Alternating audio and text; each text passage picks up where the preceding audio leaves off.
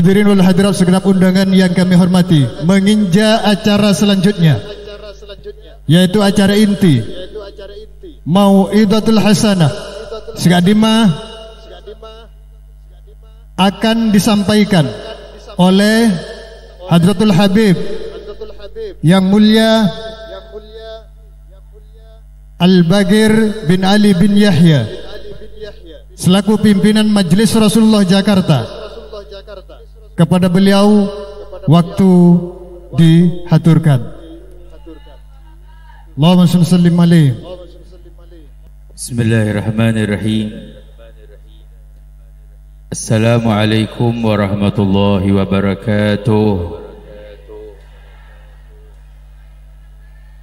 Alhamdulillah الذي هدانا لهذا وما كنا لنهتدي لولا أن هدانا الله. اللهم صل وسلم على سيدنا محمد مفتاح باب الرحمة الله عدد ما في علم الله، صلاة وسلاما دائمين بدوام ملك الله، وعلى آله wa sahbihi wa man walah. Segala puji dan syukur kita panjatkan kehadirat Allah Jalla Jalaluh. Salawat dan salam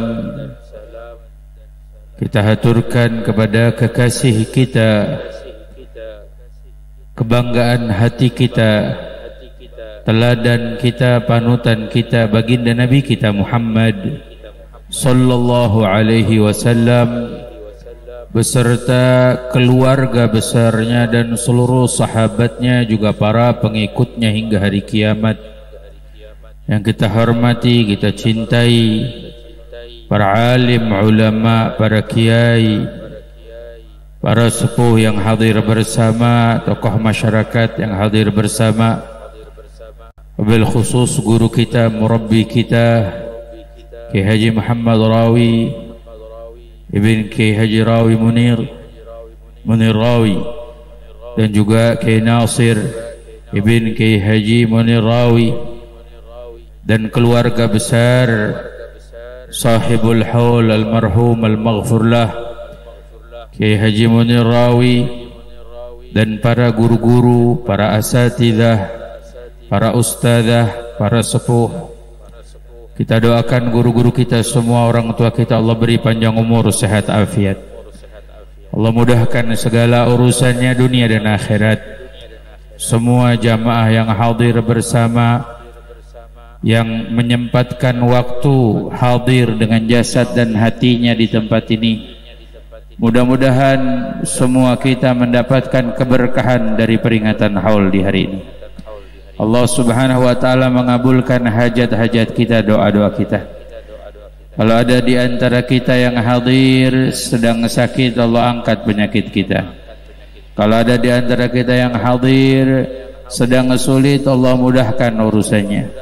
Kalau ada di antara kita yang hadir sedang sedih, Allah bahagiakan hatinya. Barakah daripada sahibul haul almarhum al-maghfurlah Kiai Haji Munir Rawi, yang juga kita bersama-sama hadir di sini mendoakan, mengirimkan hadiah-hadiah terbaik sebagaimana Rasulullah sallallahu alaihi wasallam dalam hadisnya mengatakan khairul hadaya minal ahya ilal amwat ad-du'a wal istighfar. Sebaik-baiknya hadiah dari orang yang hidup untuk mereka yang sudah meninggalkan kita adalah doa dan istighfar. Mudah-mudahan setiap bacaan ayat Quran, zikir yang kita kumandangkan, doa yang kita panjatkan, Allah subhanahu wa ta'ala sampaikan pahalanya kepada beliau, dan Allah menjadikan rahmat yang terbaik untuk beliau, meninggikan derajat beliau.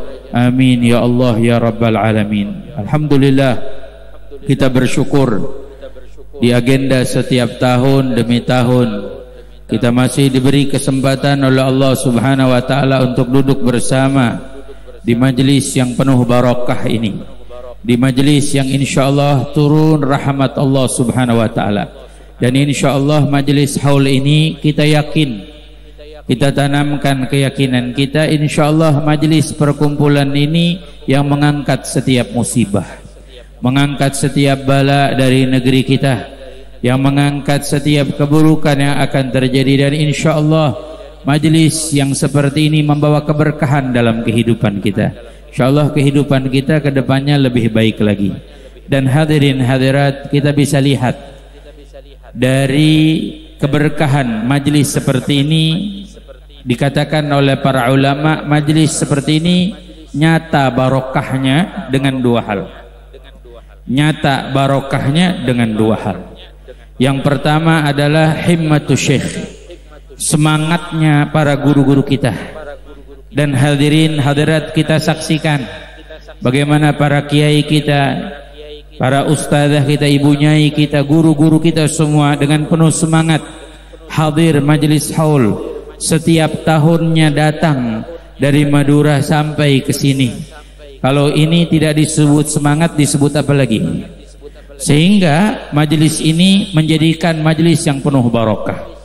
Yang kedua adalah sidqun niyah tulab, sidqun niyah talib. Kita punya ketulusan di dalam niat kita. Kita murid punya ketulusan di dalam niat kita. Inilah yang menjadikan majelis seperti ini penuh barokah. Karena ketulusan para hadirin, para murid, Masya Allah, dari Basra yang luar biasa semangatnya, ketulusan hatinya, ya, sehingga Allah Subhanahu wa taala menjadikan perkumpulan kita perkumpulan penuh barokah. Dan apa yang kita hasilkan dari perkumpulan ini dua, insya Allah. Kita nggak keluar dari sini kecuali dua, di antara yang lain yang banyak. Yang pertama, insya Allah kita pulang dari tempat ini bertambah iman kita kepada Allah. Sebab kita memperingati haul, mereka guru-guru kita, para masyayikh kita. Memperingati haul, mereka orang-orang tua kita yang kita cintai, yang sudah meninggalkan kita. Tujuannya tidak lain dan tidak bukan untuk menguatkan iman kita. Makanya diajak kita berzikir, ditalginkan zikir la ilaha illallah. Sebagaimana Nabi SAW yang menyatakan, jadidu imanakum akthiru min qauli la ilaha illallah. Perbaharuilah iman-iman kalian, kokohkan, kuatkan dengan apa? Dengan mengucap kalimat la ilaha illallah. Yang kedua adalah kita pulang dari sini insya Allah membawa cinta semuanya. Karena apa? Kita datang ke sini bawa cinta yang insya Allah kita saling mencintai. Kita berkumpul karena cinta, dan insya Allah kita pulang membawa cinta. Hadirin hadirat, kita hidup di zaman yang mana banyak orang hidup di zaman ini, banyak menuntut mencintai tapi lupa untuk menuntut dicintai tapi lupa untuk mencintai. Kita hidup di zaman banyak orang menuntut dicintai tapi lupa untuk mencintai. Banyak orang menuntut mendapatkan kebaikan tapi lupa untuk memberikan kebaikan. Banyak orang yang menuntut, ya, akhlak dari orang lain tapi lupa kita untuk menunjukkan akhlak kita kepada orang lain. Inilah yang kita berada di zamannya. Sebagaimana Nabi SAW dalam Sahih Muslim ada berpesan kepada kita. Kata Nabi SAW, man ahabba an yuzahzaha anin nar wa yudkhalal jannah falta'tihi maniyatuhu wa yu'minu billahi ta'ala wal yawmil akhir wal ya'tihi ilan nas alladhi yuhibbu an yu'ta ilaih. Nabi berpesan kepada kita, kata Nabi, siapa orang yang menginginkan, yang ingin, kepengen, apa kalau bahasa Maduranya kepengen? Iya itu ya, saya nggak bisa bahasa Madura, bisanya cuman saya doang. Alhamdulillah, itu aja udah, bisanya cuman itu. Siapa yang mau, siapa yang suka, dia diselamatkan dari api neraka, yuzahzaha anin nar wa yudkhalal jannah, dan dimasukkan ke dalam surga. Ini tujuan kita semua. Kita dalam hidup, menjalani hidup kita supaya apa? Supaya kita selamat nanti dari api neraka dan kita semua dimasukkan ke dalam surga. Apa kata Nabi pesannya? Falta'tihi maniyatuhu wa huwa yu'minu billahi ta'ala wal yawmil akhir, maka datangkan kematiannya dan dia tetap dalam keadaan beriman kepada Allah dan hari kiamat. Apa artinya datangkan kematian? Persiapkan diri kita. Karena kita semua pasti akan mati pada waktunya, pada saatnya. Seperti Allah Subhanahu wa taala menyatakan, ya ayyuhalladzina amanu ittaqullaha haqqa tuqatih wa la tamutunna illa wa antum muslimun. Wahai orang-orang yang beriman, bertakwalah kepada Allah dengan sebenar-benarnya takwa, jangan sampai kamu mati kecuali dalam Islam. Artinya apa? Jangan kamu mati dalam Islam, menjaga iman kita, menjaga Islam kita, menjaga akidah kita, menjaga amal soleh kita, sehingga datang kematian menjemput kita dan kita tetap dalam keadaan Islam, dalam keadaan beriman kepada Allah Subhanahu wa taala. Dan Nabi pesan yang pertama, beriman kepada Allah dan hari kiamat. Sebab apa? Kita hidup di akhir zaman. Di akhir zaman yang ada disebutkan dalam satu hadis Nabi, sebagaimana tadi disampaikan oleh guru kita, fitnah akhir zaman itu sampai Nabi menyatakan yusbih mu'minan wa yumsi kafiran. Ada orang yang nanti di akhir zaman paginya beriman, sore harinya sudah tidak beriman. Bahkan kalau kata para masyayikh kita, ini zaman sebenarnya sudah berlalu, sudah mulai. Kita saat ini berada di zaman yang disebutkan oleh Nabi fistatan. Manusia itu akan terkelompok menjadi dua kelompok, fistah iman la nifaqa fi wa fistah nifaq la imana fi. Kita berada di masa, di zaman kelompok yang beriman, Allah kuatkan imannya, tidak lagi ada kemunafikan di hatinya. Mudah-mudahan kita tergolong dari orang-orang yang beriman. Kelompok yang kedua, fistah nifaq la imana fi, ada kelompok yang munafik, yang nifak, dan tidak lagi ada keimanan sedikit. Dan ini sudah mulai, zaman seperti ini sudah nyata. Makanya mudah-mudahan Allah Subhanahu wa taala menguatkan iman kita. Supaya apa? Supaya kita tidak meninggal dunia kecuali dalam beriman kepada Allah. Itulah harapan kita, itulah keinginan kita. Dan ketahuilah juga Nabi pesankan wal yaumil akhir, beriman pada Allah dan hari kiamat. Sebab di akhir zaman juga salah satu fitnah akhir zaman itu, banyak orang-orang tidak beriman tentang hari kiamat. Mereka menjalani hidup mereka dengan asyiknya, dengan kehidupan di dunia, sehingga mereka lupa bahwa mereka akan kembali kepada Allah. Mereka semua akan diperhitungkan oleh Allah Subhanahu wa taala. Sebagaimana kita ketahui bahwa orang yang tidak beriman dengan hari kiamat adalah salah satu tanda kemunafikan dan hancurnya keimanannya. Sampai disebutkan oleh Allah Ta'ala dalam sifat penduduk surga, penduduk neraka. Penduduk surga tanya sama penduduk neraka, masalakakum fis saqar. Hei penduduk neraka, kenapa kalian dimasukkan ke dalam api neraka? Dijawab oleh penduduk neraka, qalu inna lam nakun minal musallin. Kami orang-orang yang tidak salat. Walam nakun nut'imul miskin. Kami orang-orang yang tidak mau bersedekah kepada orang miskin. Ini sifat penduduk neraka. Wa kunna nakhuddu ma'al khairin. Kami orang yang senang kumpul-kumpul tapi tidak mengingat Allah, tidak bersalawat pada Rasulullah sallallahu alaihi wasallam, perkumpulan yang tidak jelas yang bahkan melupakan kepada Allah taala. Wa kunna nukadzibu biyaumiddin. Kami adalah kelompok orang-orang yang mendustakan hari kiamat, yang tidak percaya dengan adanya hari kiamat. Hatta atana yakin, sampai datang keyakinan. Apa keyakinan yang dimaksud? Kematian. Ini dikisahkan oleh Allah Ta'ala, kisah penduduk neraka. Di antara mereka adalah orang yang tidak percaya dengan hari kiamat. Sekarang berapa banyak orang yang tidak percaya dengan hari kiamat? Mereka menyatakan kehidupan di dunia dah kita jalanin dengan senang-senangnya, lupa bahwa setiap hal yang dilakukan ada perhitungannya di sisi Allah Subhanahu wa taala. Mohon maaf hadirin hadirat, kita masing-masing punya kalender. Ada yang kalendernya mulai duluan, ada yang belakangan. Ada yang mungkin baru lahir kemarin. Ada yang mungkin baru lahir hari ini kalender kehidupannya. Tapi ingat, setiap hari dalam kalender kita ada perhitungannya di hadapan Allah. Setiap waktu dan saat kita lalui ada perhitungannya di hadapan Allah Subhanahu wa taala. Apa yang kita perbuat, apa yang kita lakukan, semua ada jazanya di sisi Allah, ada balasannya. Makanya di antara pesan Nabi yang kedua, ini yang saya mau mengingatkan. Kata Nabi, siapa yang mau selamat dari api neraka, dimasukkan ke dalam surga, persiapkan kematiannya dalam keadaan beriman pada Allah dan hari kiamat. Waliyatihi ilan nas alladhi yuhibbu an yu'ta ilaih. Perlakukanlah manusia sebagaimana kamu senang diperlakukan. Ini pesan Nabi kita Muhammad. Wahai umat Nabi Muhammad, kalau kita nggak ikut Nabi Muhammad, mau ikut siapa lagi kita? Kita diajarkan oleh Rasulullah memperlakukan setiap orang sebagaimana kita senang diperlakukan. Jangan sampai kita memperlakukan orang lain dengan hal yang kalau orang lain memperlakukannya kepada kita, kita tidak akan terima.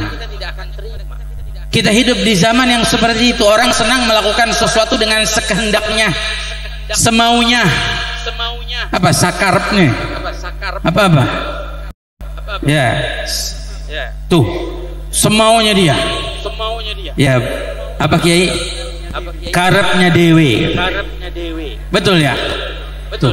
Kita hidup di zaman yang seperti itu. Tapi lupa, kama tadi nutudan, apa yang kita lakukan pada orang lain akan berbalik pada kita sendiri. Dan ini sudah diajarkan oleh Rasulullah sallallahu alaihi wasallam. Untuk kita melakukan kebaikan kepada siapapun, jangan tanya siapa, jangan. Mau dia yang baik sama kita, mau yang tidak baik, maka kita, tugas kita untuk melakukan kebaikan kepadanya. Kita tidak akan pernah dipertanggungjawabkan, diminta sama Allah kenapa orang lain tidak baik sama kita. Tapi setiap dari kita akan dipertanyakan oleh Allah kenapa kita tidak baik kepada orang lain. Urusan orang lain tidak akan dipertanggungjawabkan kepada kita. Tapi apa yang kita perbuat, apa yang kita lakukan, kita semua akan mempertanggungjawabkannya di sisi Allah.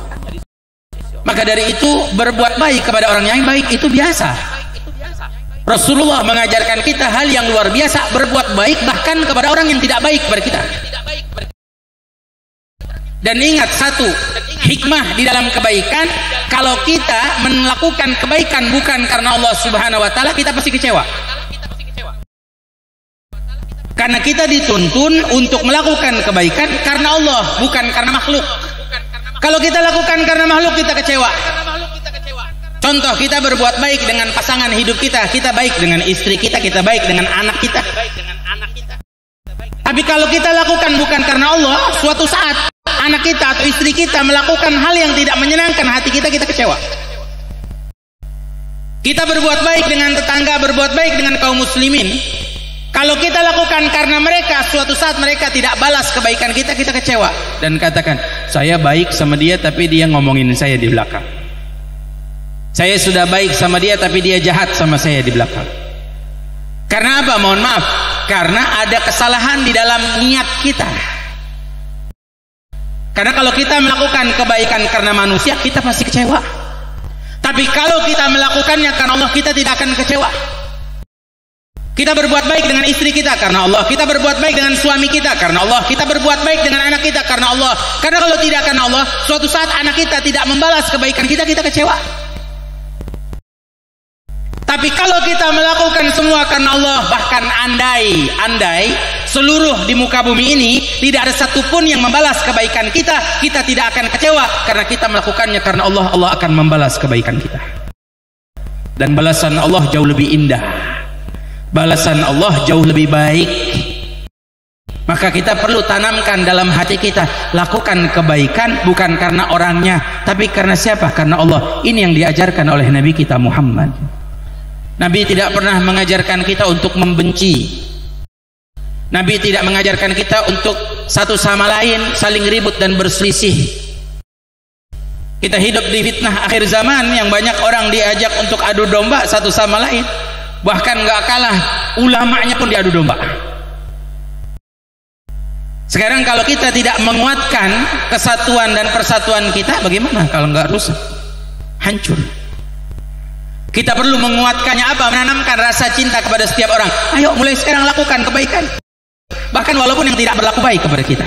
Kita mendengar kisah-kisah dalam kehidupan Nabi. Bagaimana Nabi dengan Abu Jahal, bagaimana Nabi dengan yang lainnya. Padahal yang lainnya jahat sama Nabi. Yang lainnya berperilaku buruk sama Nabi. Tapi indah ajaran Nabi. Nabi itu selalu melakukan kebaikan kepada siapapun. Sehingga itu menjadi dakwah yang luar biasa dari perjuangan akhlak Nabi kita Muhammad.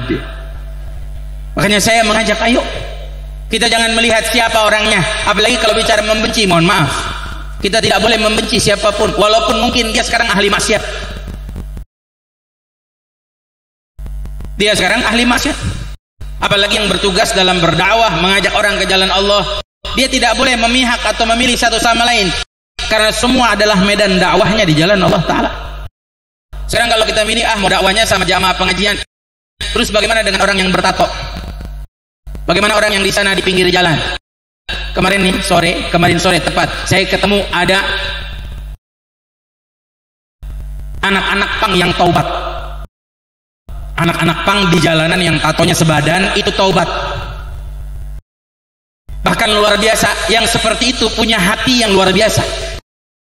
Ketika kita mengajak mereka ke jalan Allah Subhanahu wa Ta'ala, mereka menyambut dengan baik. Kadang kita bingung, Pak, Bu, bikin pengajian yang hadir cuma 10 orang, tapi dan anak pang bikin pengajian puluhan orang, ratusan orang bisa hadir. Bingung kita. Artinya apa? Mungkin dari ketulusan hatinya yang walaupun mungkin penampilannya tidak kita lihat baik, tapi hatinya mungkin baik di sisi Allah Subhanahu wa Ta'ala. Makanya kita perlu menampakkan hati yang baik, sehingga apa? Membuat hasil, membuat samarah di dalam kehidupan kita. Karena kita hidup berdampingan, tidak mungkin kita membawa satu sama lain caranya kita, maunya kita. Saya hanya ingin mengajak, ayo tebarkan kebaikan, lakukan kebaikan. Mungkin dengan kebaikan yang kita lakukan tersebut menjadikan sebab turun rahmatnya Allah, sebab hidayah dari Allah Subhanahu wa Ta'ala. Dahulu ada satu orang soleh, kaya raya. Dia buatkan tempat air minum untuk wakaf. Ini orang soleh, alim, ulama, kaya raya. Dia buat satu tempat air minum, diwakafkan. Jadi kalau orang-orang di Arab sana, ya kalau ada perjalanan tuh suka dibuatin tempat air minum. Kalau kita dulu dibuatin kendi. Jadi musafir kalau dalam perjalanan haus bisa minum air dari kendi. Kalau di sana sampai sekarang masih ada, bahkan disiapkan tuh tempat minumnya, dikasih dispenser. Jadi kalau mau minumnya dingin bisa. Sampai sekarang di Kota Tarim masih ada. Diwakafkan dan ditugaskan satu orang oleh orang kaya raya. Ini bersihin tempat airnya. Tiap hari dibersihin biar airnya bagus, bersih. Siapapun yang lewat mau minum bisa minum. Tapi subhanallah, mohon maaf, ada satu orang nggak suka dengan amalan orang kaya ini. Sehingga beberapa hari kemudian, setelah orang yang tugasnya membersihkan ini membersihkan, orang ini jahil, dia taruh kotoran binatang di dalam tempat air tersebut, supaya airnya kotor, airnya bau, dan nggak ada lagi yang mau minum. Besok harinya orang mau ambil air minum, airnya kotor, bau, nggak ada yang minum. Sehingga petugas yang ditugaskan ini bingung, kok tumben air ini nggak ada yang mau minum. Tiap orang yang berjalan di tempat tersebut nggak ada yang ngambil air minum. Dilihat air minum, ditinggalkan, lihat air minum, tinggalkan. Diperiksa, ternyata airnya kotor. Oh, dibersihkan lagi. Setelah dibersihkan, besok harinya kotor lagi. Dibersihkan lagi, kotor lagi. Maka curiga si petugas ini, pasti ada orang yang jahil. Laporanlah dia kepada yang punya wakaf tersebut. Bilang, mohon maaf Tuan, ini tempat air minum kita kayaknya ada yang naruh kotoran, sehingga orang-orang nggak ada yang mau minum lagi. Kata tuannya, kalau begitu kamu bersihkan. Setelah kamu bersihkan, kamu coba ngintip dari jauh. Lihatin, malam ini lihatin, mungkin ada orang yang sengaja naruh kotoran di tempat tersebut. Akhirnya apa? Ditaruhlah. Orang tersebut ngintip, betul ada orang lewat, bawa kotoran binatang dimasukin. Setelah dimasukin, kotor airnya. Dapatkan orangnya, ketemu orangnya, kenal orangnya. Kenal orangnya, siapa yang jahil ini. Sehingga apa? Laporanlah si petugas itu, Tuan, sudah ketemu, ternyata betul ada orang yang jahil. Dia taruh kotoran di tempat air minum ini. Apa kata tuannya? Siapa orangnya? Fulan bin Fulan. Oh, si Fulan bin Fulan. Langsung beliau, ya Allah, marah enggak? Menghina, keluar cacian, makian enggak? Menghujat enggak? Menyalahkan enggak? Langsung dia malah introspeksi diri, mengatakan, ya Allah, mungkin kita kurang perhatian dengan si Fulan bin Fulan. Ayo sekarang kita pergi ke pasar. Diajak keluarganya semua pergi ke pasar, beli gandum, beli beras, beli minyak, beli apapun, dibawa ramai-ramai ke rumah si orang tersebut. Sampai di rumahnya, diketuk pintu rumahnya, orang tersebut melihat, wah ini yang punya tempat air, wah ketahuan saya, kata dia, saya ketahuan nih naruh kotoran. Ya ketakutan. Tapi apa, yang punya tempat air langsung datang bilang, mohon maaf, saya datang ke sini mau silaturahmi, mohon maafkan saya kurang perhatian, kekurangan saya untuk melihatmu, mungkin keadaanmu lagi sulit, keadaanmu lagi kurang, ini kami bawakan hadiah, ada beras, ada makanan dan lain sebagainya. Kira-kira dengan akhlak seperti ini berubah enggak hatinya? Berubah 180 derajat. Orang yang tadinya jahil, berbuat buruk, sehingga apa, hatinya berubah menjadi orang yang baik. Bahkan tiap malam ini orang yang bersihin tempat air minum tersebut. Yang biasa naruh kotorannya dia yang bersihin. Sebab apa? Akhlak. Sebab kebaikan. Mohon maaf hadirin hadir, mungkin ada orang-orang di sekeliling kita yang kurang. Kalau ada orang yang mungkin berperilaku buruk kepada kita, mungkin kurang perhatian kita kepada mereka, kurang akhlak kita kepada mereka. Kadang seringkali kita lupa. Sampai ada penelitian, Masya Allah, ini penelitian. Kalau orang kerja di kantoran, itu yang biasa dilihat siapa? Manajernya, direkturnya. Tapi mohon maaf, yang tukang bersihin kantor kira-kira dilihat nggak? Mungkin nggak dipandang, mungkin nggak dilihat. Sampai ada yang biasa ibu-ibu suka bersihin kantor, dia sampai menuliskan surat, saya kepengen gitu dilihat. Kadang kita itu kurang melihat orang-orang di sekitar kita. Kadang kita itu kurang memperhatikan orang-orang di sekitar kita. Jangan bingung kalau Allah Subhanahu wa taala turunkan ujian, turunkan musibah. Sebab apa? Kita tidak punya perhatian bagaimana Allah mau perhatian kepada kita. Jangan bingung kalau Allah Subhanahu wa taala menurunkan bala, sebab kita menanamkan kebencian di hati orang, untuk satu sama lain saling bermusuhan, untuk satu sama lain saling bertikai. Jangan bingung. Habib Abu Bakar masyhur, beliau pernah mengatakan, salah satu tanda jika satu wilayah atau satu negeri yang mana diturunkan ujian bertubi-tubi, sebab apa? Coba cek, ketika itu pasti banyak orang-orang yang menanamkan kebencian.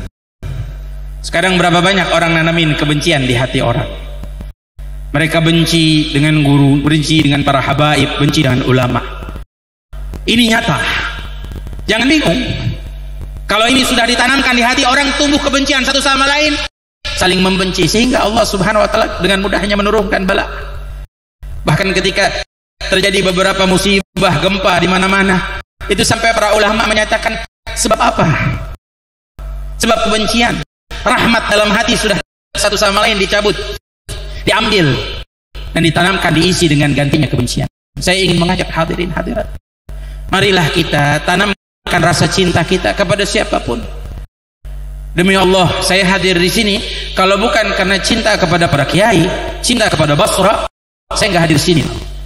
Saya sebenarnya hari ini musuhnya ke Jepara, bahkan disuruh jalannya dari pagi-pagi, ya, karena di sana acaranya Isya. Saya di sini belum jalan, pakai mobilnya juga udah nungguin di depan. Tapi demi Allah, karena saya cinta dengan para kiai, cinta dengan para ulama, dan ini yang diajarkan oleh orang tua kita, ini yang diajarkan oleh kakek-kakek kita, ini yang diajarkan oleh guru-guru kita. Enggak, kita tidak diajarkan untuk membenci siapapun. Demi Allah saya sebutkan, berapa banyak mereka yang sekarang mencaci maki habaib atau menghina habaib atau merendahkan habaib. Saya pernah berjumpa dengan mereka dan saya pernah cium tangan mereka di antaranya.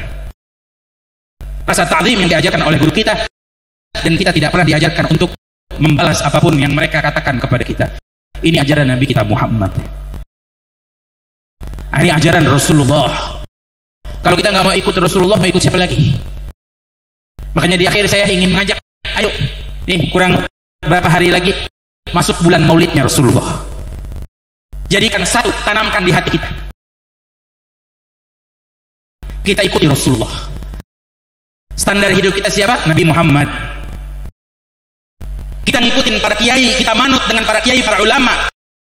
Kita manut dengan mereka, para guru-guru kita, sebab mereka ikuti jalan Nabi Muhammad. Kita cinta dengan para kiai, para ulama, sebab mereka lah yang mengajarkan kita untuk cinta kepada Nabi Muhammad. Kita mencintai para kiai karena Rasulullah. Kita mencintai ulama karena mereka pewaris Rasulullah SAW. Ini perlu kita tanamkan. Kita ikuti mereka karena mereka mengikuti Nabi Muhammad.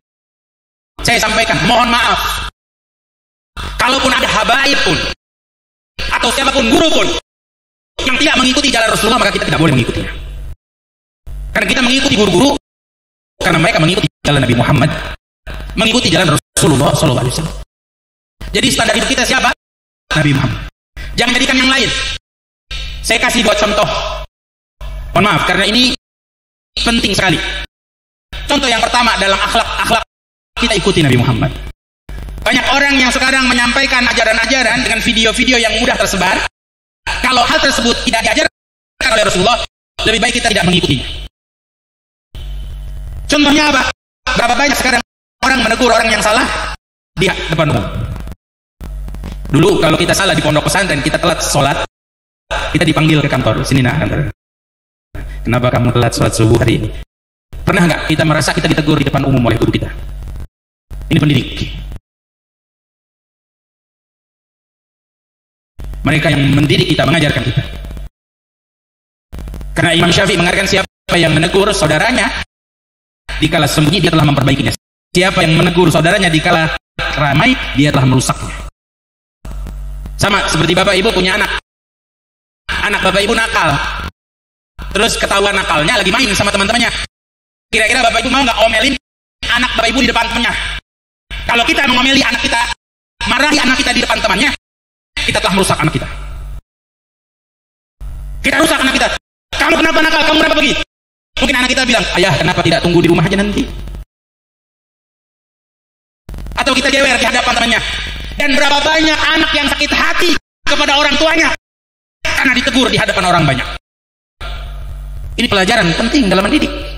Dan sekarang nyatanya kita hidup di zaman berapa banyak orang yang katanya ingin memperbaiki, yang katanya ingin membenarkan, tapi menegurnya sampai dibuatkan video, sampai dibuatkan podcast. Apa ini akan memperbaiki?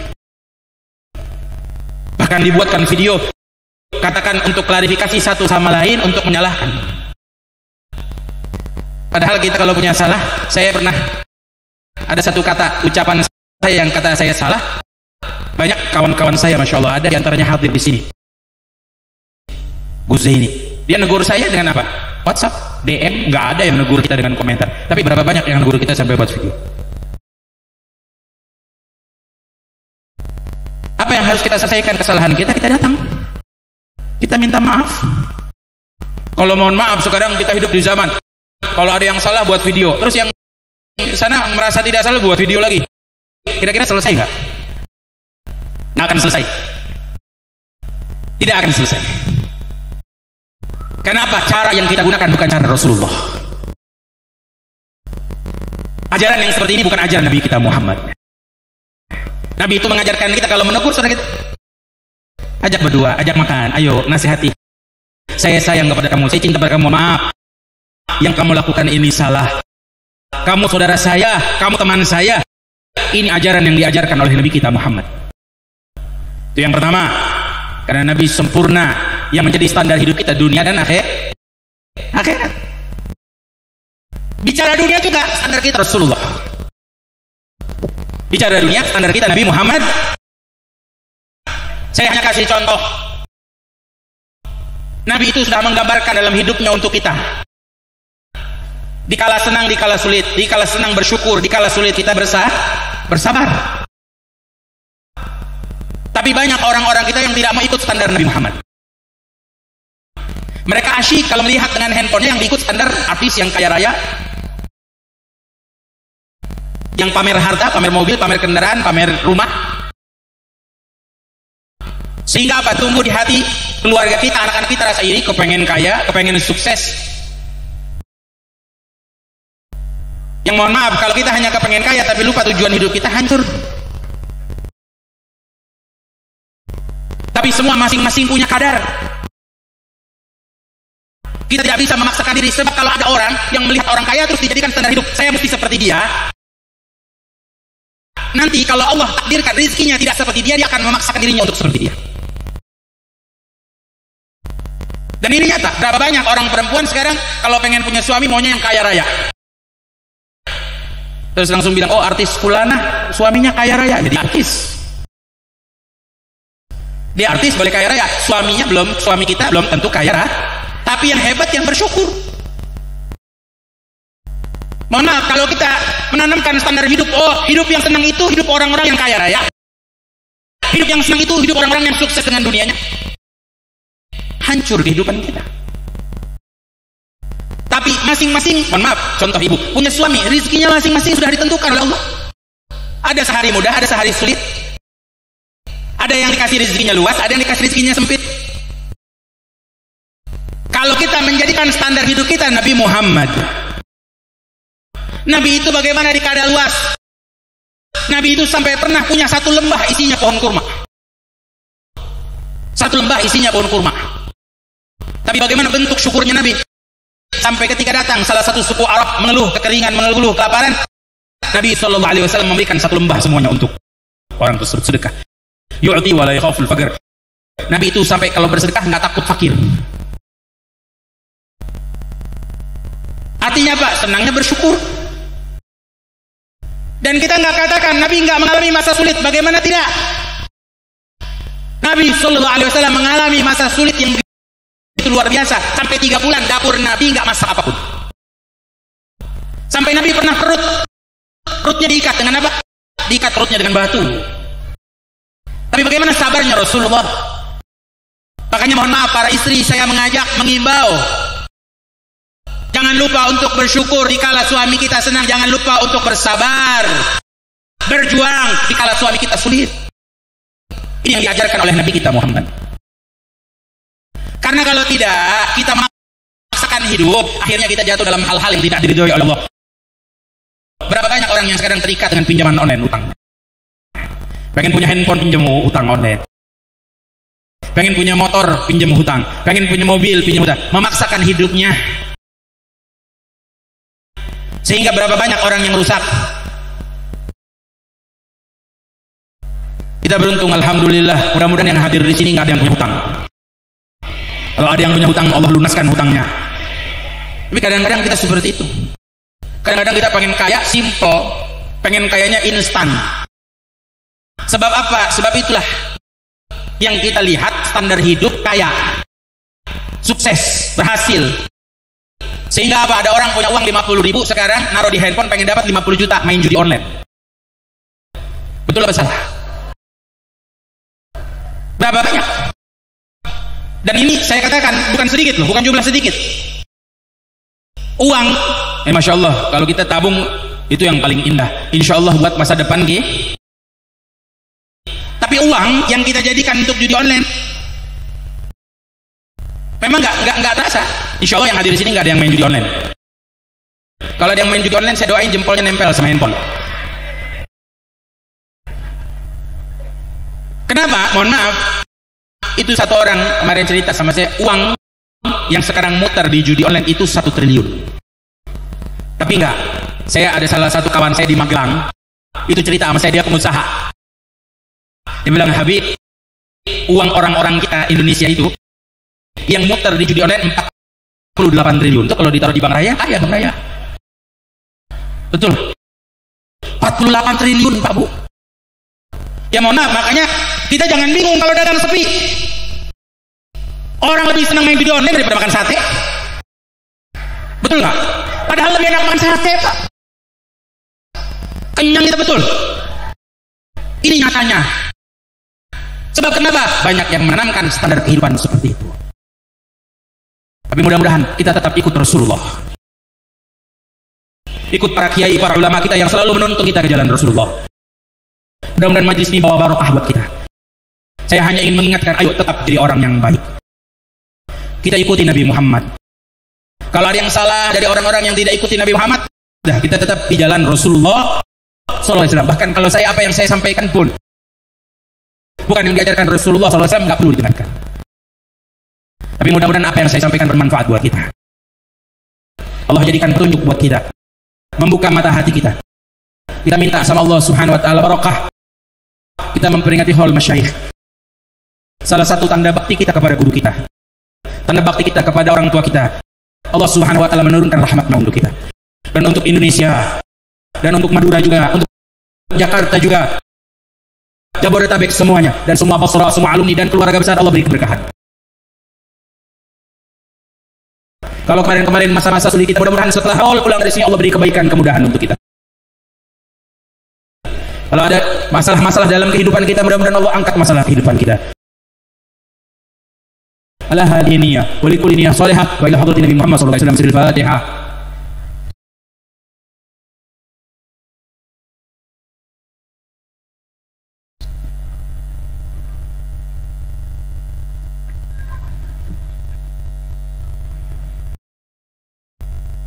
Mudah-mudahan apa yang disampaikan bermanfaat buat kita semua. Bahwa dari Kiai, ya saya hanya pesan, lakukan kebaikan sekecil apapun. Kita tidak pernah tahu kebaikannya apa yang bakal bawa kita masuk dalam surga. Mungkin senyum kita, sapaan kita kepada orang-orang itu bisa membawa kita masuk dalam surga. Bakti kita pada guru kita, bakti kita pada orang tua kita, mudah-mudahan itu juga menjadi jalan kita semua masuk surga. Amin. Wassalamualaikum warahmatullahi wabarakatuh.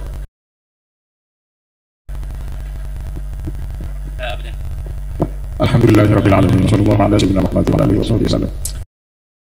Hamdan yu'adini ni'amahu wa yukafi masjidah ya rabbana lakal hamd. Kama yanbaghi li jalali wajhika al-'azim wa sultanik. Allahumma shalli wa sallim ala sayyidina Muhammad fil awwalin wal akhirin. Allahumma shalli wa sallim ala sayyidina Muhammad fil awwalin. Allahumma shalli wa sallim ala sayyidina Muhammad fil awwalin. Allahumma taqabbal wa aghfir bi mahdihatika wa judika wa karamika. Ala jami'i ma qara'nahu min qalbika al-qatibati bikal haqqi wa ma sadahna wa ba'dina wa halana. Wa ma kabbarna wa ma shallayna wa sa'ir ma qara'nahu wa ma tasallana. ومثل ذلك ثواب إلى حضرة رسولك سيدنا محمد صلى الله عليه وسلم وعلى آله وأصحابه والنبي والمرسلين والملائكة المقربين والشهداء والصالحين والعلماء العاملين وأهل الطاعة أجمعين. وصلى على سلطان على أشد القادر لنا ولا شهد لا سمع على شيء وإلى الهرمين وعلمائهما وعلى سائر أهل الإسلام وعلى جميع أشياخنا وشيوخنا والنصارى. صلى الله جميع مشايخنا صلى جدنا وخلق مساعد لنا وصلى إلى كير الحق ولا كسوق ولا لك أمد شهد ولا جدنا وصلى الله على وصلى الله يدب ولا جرى وصلى إلى صاحب الحول يا إيمون الروي وصلى الله عليه وسلم وصلى إلى مثل راسي وصلى إلى يسوع ولا جمع أصله وفرعه وإخوانه وأخوانه وسلم. اللهم اغفر له وارحمه وعافيه واعف عنه واجعل الجنة مأواه وتكوره موضع من بلاد الجنان ولا تجعل قبره حفرة من حفرة النيران. اللهم اسل برحمته والمغفرة والشفاعة القبور من المسلمين والمسلمات والمؤمنين. ارفع لهم الدرجات وكفر لهم السيئات وضاعف لهم الحسنات وادخلهم الجنة على غير الوحد. يا أيها النفس المطمئنة ارجعي إلى ربك راضية مرضية فادخلي في عبادي وادخلي جناتي. اللهم اجعلنا وأولادنا وذريتنا وأهلنا من أهل العلم وأهل القرآن وأهل الخير وأهل التقوى والاستقامة. اللهم احبب إلينا الإيمان وزينه في قلوبنا وكره إلينا الكفر والفسوق والعصيان واجعلنا من الراشدين واجعلنا من الراشدين واجعلنا من الراشدين. اللهم اختم لنا بحسن الخاتمة وتوفنا بالإيمان وتوفنا يا رب العالمين. وصلى الله على سيدنا محمد. سبحان ربك رب العزة عما يصفون وسلام على المرسلين. ربنا تقبل منا وعنا بأسرار الفاتحة.